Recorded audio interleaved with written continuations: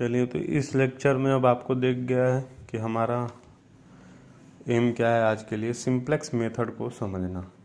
ठीक है, और इसको हम लोग काफ़ी कायदे से समझेंगे आज। ठीक है, बच्चों को काफ़ी प्रॉब्लम आती है इसमें। और पहली चीज़, और दूसरी चीज़ बोलते हैं कि थोड़ा प्रॉब्लम लेंदी है तो गेट में आएगा, नहीं तो छोड़ देते हैं। देखो, सिंप्लेक्स से या तो थ्योरी पूछ लेता है, तो जब तक आपको स्टेप्स नहीं पता होंगे उसके थ्योरी नहीं कर पाओगे।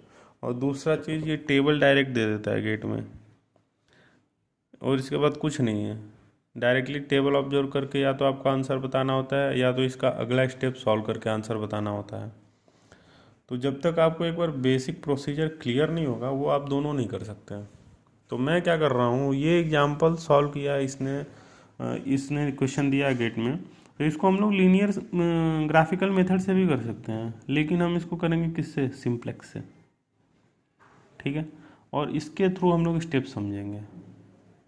ठीक है, और ग्राफिकल से भी मैं कर दूंगा, दोनों से एक बार करके देख लेंगे इसको। तो केवल आप इतना कर लेंगे ना, तो आपको सिंप्लेक्स में और कुछ ज़्यादा करने की ज़रूरत नहीं होगी। हार्डली 1 या 2 क्वेश्चन आप प्रैक्टिस कर लीजिए, बस स्टेप्स याद रखिए, हो जाएगा। ठीक है, इसमें कुछ चीज़ आपको कॉमन समझा दूँ मैं। कुछ टर्म आते हैं जैसे बेसिक वेरिएबल, ठीक है, नॉन बेसिक वेरिएबल,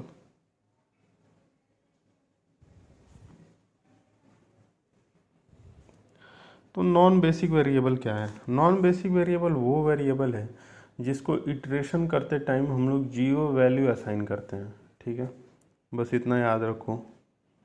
अपने आप थ्योरी लिख सकते हैं अगर लिखना चाहें तो। ठीक है, मैं समझाने पे ज़्यादा स्ट्रेस कर रहा हूँ। तो नॉन बेसिक वेरिएबल वो, और अगर अब ये चीज़ ना समझ में आया तो प्रॉब्लम के थ्रू अभी आपको कनेक्ट करवा दूंगा। ठीक है, तो नॉन बेसिक वेरिएबल वो वेरिएबल होते हैं जिनको हम लोग जीरो वैल्यू असाइन करते हैं इटरेशन के टाइम पे। और बेसिक वेरिएबल वो वेरिएबल होते हैं जो इटरेशन के टाइम पे हम जो नॉन बेसिक वेरिएबल को जीरो वैल्यू असाइन करके जो वैल्यू हमको मिलता है उसको क्या बोलते हैं, बेसिक वेरिएबल बोलते हैं। ठीक है, एक चीज़ और समझिए, ये हमारे क्या होते हैं, कंस्टेंट होते हैं ना।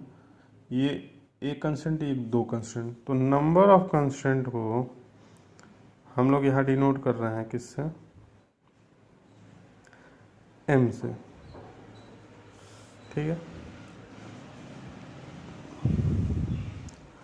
तो हमारे किसी भी प्रॉब्लम में नंबर ऑफ बेसिक वेरिएबल, इसको b और v से डिनोट कर रहा हूँ, नंबर ऑफ बेसिक वेरिएबल कितने होंगे हमारे किसी भी सिंप्लेक्स प्रॉब्लम में, तो वो उतने ही होंगे जितने उस प्रॉब्लम में कंस्ट्रेंट होंगे।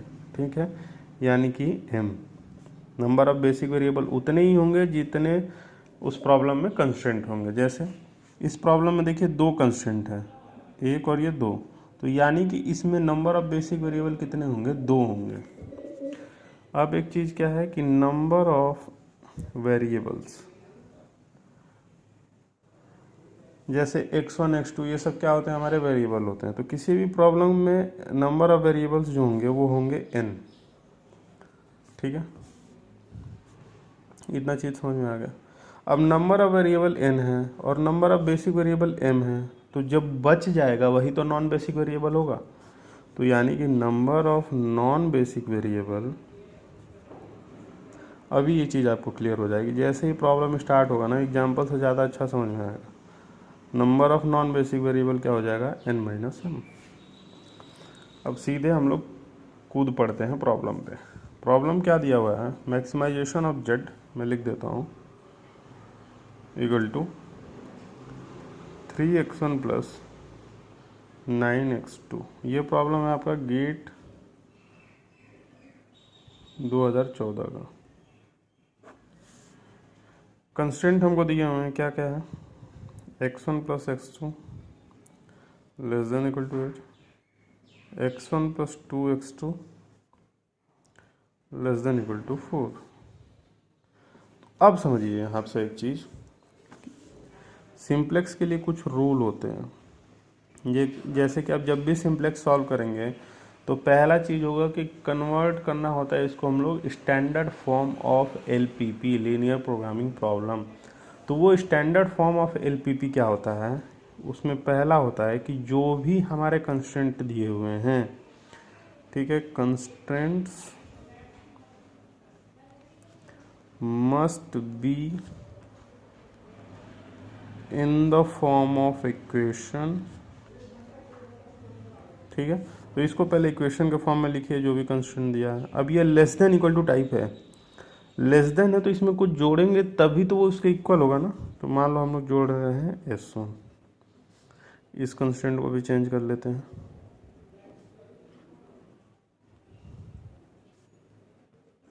ठीक है। तो पहला रूल ये कहता है कि constraint must be in the form of equation. दूसरा कहता है कि ये जो RHS वैल्यू है ये must be positive, RHS value must be positive. तो भैया हमारा ये इक्वेशन के फॉर्म में चेंज कर लिया और हमारा ये RHS पहले से पॉजिटिव है, तो यहाँ तक तो प्रॉब्लम हो गया। अब देखिए बात करते हैं बेसिक वेरिएबल की। तो एक रूल है जो कि कहता है कि जो भी हमारा बेसिक वेरिएबल टेबल में बनेगा वो आइडेंटिटी मैट्रिक्स बनाना चाहिए। क्यों बनाना चाहिए इस पे बाद में बात करेंगे, बनाना चाहिए पहले इस पे बात करते हैं। तो x1 x2 s1 s2 coefficient लिख लीजिए। x1 का क्या है 1 है, x2 का क्या है 1 है, s1 का क्या है 1 है, और इसमें s2 नहीं है तो s2 क्या हो गया 0। इसमें x1 1, x2 का कोफिशिएंट 2, s2 का 1, इसमें s1 नहीं है तो 0। अब देखिए s1 और s2 हमारे आइडेंटिटी मैट्रिक्स बना रहे हैं ना 1 0 0 1, तो ये हमारे हो गए बेसिक वेरिएबल। बेसिक वेरिएबल कितने बनने हैं हमारे, 2, s1 और s2। Number of basic variable कितने होने चाहिए थे, जितने कंस्टेंट है। तो देखिए कंस्टेंट हमारे पास 2 है, 2 बन गए। और नंबर ऑफ नॉन बेसिक कितना होगा, टोटल वेरिएबल कितने हैं 1 2 3 4, इसको भी मत काउंट कर देना 5 6 नहीं, x1 और x2 तो एक ही वेरिएबल हुआ ना, ये x1 वेरिएबल और ये x2 वेरिएबल 2, s1 एक 3 s2 एक 4, और बेसिक वेरिएबल कितने हैं 2, तो 4 माइनस 2 2, तो 2 बेसिक होंगे 2 नॉन बेसिक होंगे। ये चीज़ आपको क्लियर हो गई। अब ये चीज़ आपको क्लियर हो जाएगी, नॉन बेसिक और बेसिक। तो बेसिक वेरिएबल आप समझ गए। अब टेबल बनाते हैं हम लोग। बेसिक वेरिएबल वो वेरिएबल सेलेक्ट होंगे जो आइडेंटिटी मैट्रिक्स बना रहे होंगे, ठीक है। तो यहाँ लिख लो x1 x2 s1 s2, यहाँ पे होता है हमारा RHS वैल्यू और यहाँ पे एक चीज़ आता है थीटा। इन चीज़ों को हम देखेंगे अभी।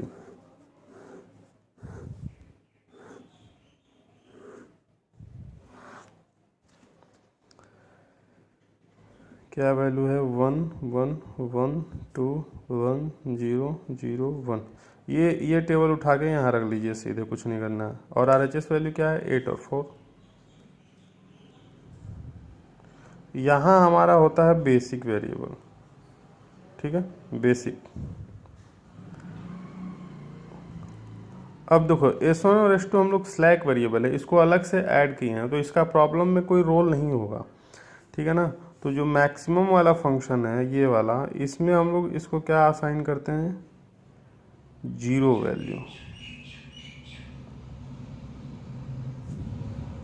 तो यहाँ पे ये 0 होगा, ये बेसिस का कॉलम है, ठीक है ना। अब x1 x2 के कोफिशिएंट कितने हैं इसमें हमारे ऑब्जेक्टिव प्रॉब्लम में, वो यहाँ लिखते हैं। तो ये हो गया 3, ये हो गया 9, ये 0, ये 0। अब एक चीज़ आता है जो कि बोला जाता है इसको CJ माइनस ZJ, ये कैलकुलेट करते हैं, ठीक है। तो यहाँ से कुछ चीज़ें और कुछ पॉइंट हैं, जैसे कि यहाँ पे ऑप्टिमिलिटी। अच्छा पहले CJ माइनस ZJ हम लोग कैलकुलेट कर लेते हैं। देखो CJ किसको बोलते हैं, इसको बोलते हैं CJ CJ CJ CJ। और ZJ क्या होता है, देखो जैसे मान लो कि हमें पहले वाले के लिए कैलकुलेट करना है, तो इसके लिए CJ क्या है 3 माइनस ZJ क्या है 0 into 1 plus 0 into 1, 0 into 1 plus 0 into 1। तो 0 इंटू 1 0 ही होगा, 0 इंटू 1 0 होगा, तो 3 माइनस 0 क्या हो गया 3।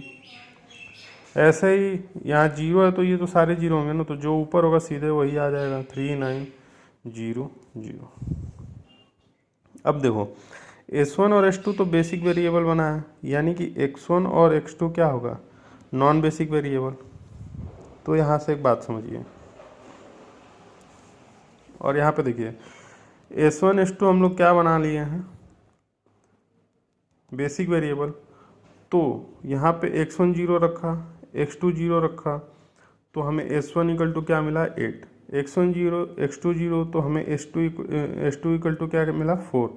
यानी कि यहाँ पे नॉन बेसिक की वैल्यू 0 रख रहे हैं, तब जाके जो वैल्यू मिल रही है वो हमारा बेसिक कहला रहा है। समझ में आया? नॉन बेसिक वेरिएबल की वैल्यू 0 रखो तो जो मिल रहा है वो वैल्यू हमारा क्या होता है, बेसिक वेरिएबल होता है। ठीक है, यहाँ इसके 0 0 वैल्यू से मत कंफ्यूज होना, ये तो हम वो लिख रहे हैं जो हमारा ऑब्जेक्टिव फंक्शन में है। S1 की वैल्यू यहाँ पे 8 है और S2 की वैल्यू 4 है, क्योंकि ये बेसिक वेरिएबल हो, और ये X1 और X2 यहाँ पे नॉन बेसिक है, इनकी वैल्यू 0 है।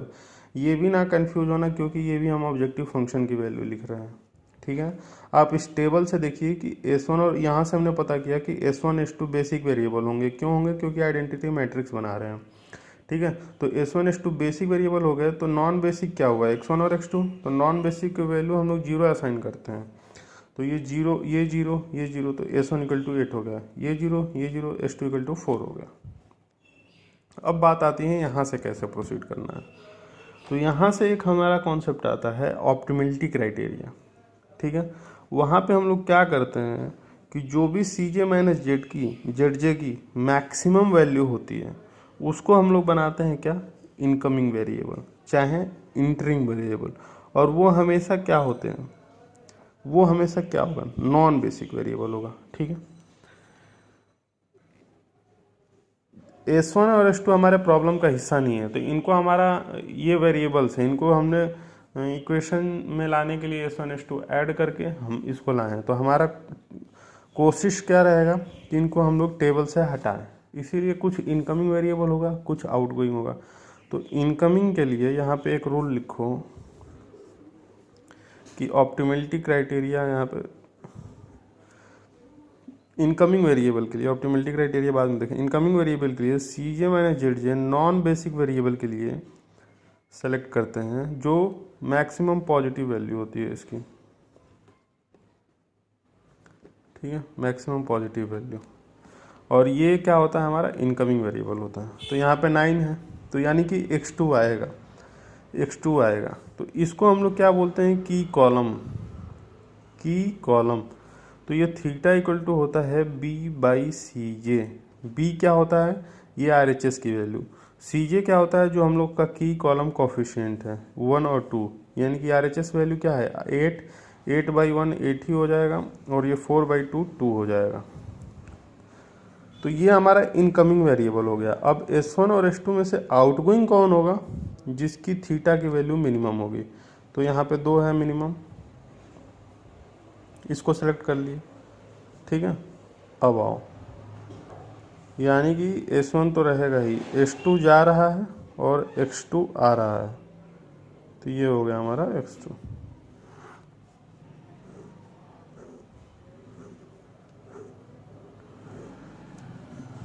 अब आपको मालूम है कि ये हमारे बेसिक वेरिएबल हैं, तो आइडेंटिटी मैट्रिक्स बनाएंगे। S1 तो 0 है, X2 का इसमें क्या वैल्यू है 9। आइडेंटिटी मैट्रिक्स बनाने के लिए यहाँ पे S1 ये 1 होना चाहिए और ये 0। X2 कहाँ है, ये 1 होना चाहिए, ये 0। ठीक है, आइडेंटिटी मैट्रिक्स बनना है हमारा। अब क्या करेंगे कि हमारे ओरिजिनल प्रॉब्लम में तो यहाँ पे 1 है, लेकिन यहाँ पे तो 1 नहीं है, यहाँ पे तो 2 है। तो क्या करो कि इस होल इक्वेशन को 2 से डिवाइड कर दो। तो यहाँ करोगे तो क्या आ जाएगा 1/2, 2/2 1, 0/2, ये 1/2, और ये क्या आ गया 2। अब ओरिजिनल प्रॉब्लम में यहाँ 1 है, हमें क्या लाना है 0। तो क्या करेंगे, इस इक्वेशन को इसमें से घटा दो। समझ रहे हो ना, इस इक्वेशन को इसमें से घटाना है। तो देखो 1 - 1/2, 1 - 1/2 1/2 ही हो जाएगा। ठीक है, ये 1 माइनस 1 जीरो हो गया, ठीक है। फिर 1 माइनस जीरो 1 ही होगा। फिर यहाँ पे 0 माइनस 1/2 तो क्या होगा -1/2। 8 माइनस 2 क्या होगा 6। समझ में आ गया। अब फिर से हम क्या करेंगे, CJ माइनस ZJ की वैल्यू कैलकुलेट करेंगे। तो यहाँ पे तो है 3, लिख लिया 3 माइनस 0 इंटू 1/2 जीरो ही होगा, प्लस 9 इंटू 1/2 क्या हो जाएगा 9/2। 9/2 मतलब 4.5। 3 माइनस 4.5 मतलब -1.5। ठीक है, समझ आ गया ना आपको। 0 प्लस 9/2। अब इसको कर लेना 3 कैलसी किधर गया, देख रहे भाई इंजीनियर है ना, कंफ्यूजन नहीं रहता। 4.5 ही होगा ना। हाँ ठीक है, 3 माइनस 4.5 1.5 एकदम करेक्ट। अब देखो इसके लिए कैलकुलेट करेंगे तो CJ की वैल्यू क्या है 9, ठीक है लिख देता हूँ, समझ में आया बाद में। 9 ZJ कैसे करेंगे, 0 इंटू 0 जीरो ही होगा, प्लस 9 इंटू 1 तो 9 माइनस 9 ये क्या हो गया 0। S1 के लिए क्या है, यहाँ पे तो 0 है, लेकिन यह देखो 0 इंटू 1 0, 9 इंटू 0 0 तो ये तो 0 ही हो गया। ये देखो 0 minus 0 into minus 1/2 0, plus 9 into 1/2 9/2 तो ये भी क्या हो गया -1.5। ठीक है, अब देखो इसकी ऑप्टिमिलिटी क्राइटेरिया क्या होती है, ये कहाँ तक सॉल्व करेंगे, सॉल्व तो करते नहीं जाएंगे। तो जब भी ऑप्टिमिलिटी क्राइटेरिया क्या बोलते हैं, जब